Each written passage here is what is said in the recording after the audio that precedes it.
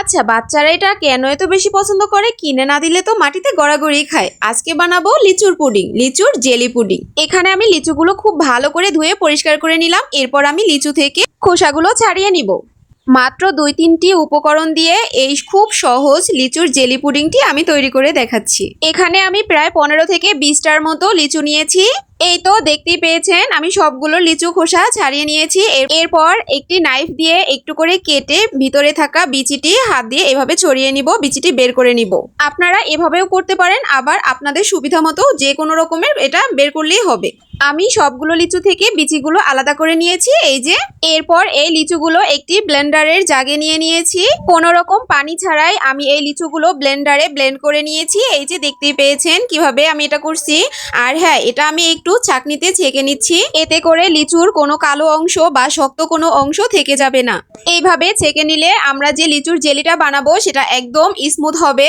ছেঁকে নেওয়ার পরে এখানে অর্ধেকটা জুস আমি একটি প্যানে নিয়ে নিয়েছি, বাকি অর্ধেকটু রেখে দিব। এরপরে আমি এখানে পরিমাণ মতো চিনি দিয়ে দিয়েছি। আমি এখানে প্রায় 3 চামচের মতো চিনি দিয়েছি। আপনারা যেমন মিষ্টি খান সেই অনুযায়ী দিতে হবে।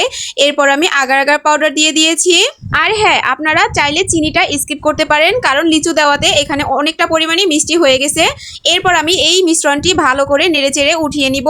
একটু জাল করে নিয়েছি ফুটে ওঠা পর্যন্ত। খুব বেশি জাল করা যাবে না, তাহলে লিচুর যে আলাদা একটা ঘ্রাণ বা স্বাদ আছে ওটা নষ্ট হয়ে যাবে। আমি প্রায় 2 মিনিটের মতো জাল করে নিয়েছি। এরপর সঙ্গে সঙ্গে চুলা থেকে নামিয়ে আমি এটা একটি বাটিতে ঢেলে নিয়েছি। আর এটা আমি বাহিরেই রাখবো, ফ্রিজে রাখার কোনো দরকার নাই। এটা আমি 10 মিনিট রেখে দিয়েছিলাম। এই যে দেখতেই পাচ্ছেন একদম জমে গেছে। এখন আমি একটা নাইফের সাহায্যে কেটে নিয়েছি। লিচুর জেলিটা দেখতেই পেয়েছেন ঠিক এরকম হয়েছে। বাকি যে লিচুর জুসটা রয়েছিল সেটা আমি একটি প্যানে দিয়ে দিয়েছি এবং পরিমাণ অনুযায়ী পানি দিয়ে দিয়েছি। এখন দিয়ে দিব সামান্য 1 চামচের মতো চিনি দিয়ে দিব। এরপর আমি আগার আগার পাউডার দিয়ে দিব। এবার আমি এই মিশ্রণটাকে অনবরত জাল করে নিব। এই মিশ্রণটাও আমি অতিরিক্ত জাল করব না, মাত্র 2 মিনিট এটা জাল করব। এরপর এর ঘনত্ব এসে গেলে আমি চুলা থেকে নামিয়ে নিব। আজকে এই লিচু পুডিংটা যে পাত্রে আমি রেডি করব, ওই পাত্রে আমি আগে থেকে রেডি করে রাখা জেলিগুলো দিয়ে দিলাম। এরপরে আমি গরম করা এই মিশ্রণটি এখানে দিয়ে দিয়েছি। এবার এই পুডিংটা আমি এভাবেই রেখে দিব নর্মাল টেম্পারেচারে আসার জন্য। নর্মাল টেম্পারেচারে আসার পর আপনারা চাইলে 2-3 মিনিটের জন্য ফ্রিজে ঠান্ডা করে খেতে পারেন। একটা নাইফের সাহায্যে আমি খুব সহজেই পুডিংটা ছাড়িয়ে নিচ্ছি, এতে করে খুব সুন্দর করে আনমোল্ড হয়ে যাবে।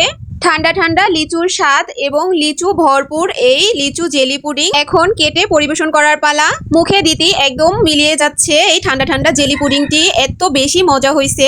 আশা করছি আমার আজকের এই রেসিপিটি আপনাদের কাছে ভালো লেগেছে। আর ভালো লাগলে আমার চ্যানেলটি সাবস্ক্রাইব করে দিবেন। আজকের ভিডিও এতটুকুই। আল্লাহ হাফেজ।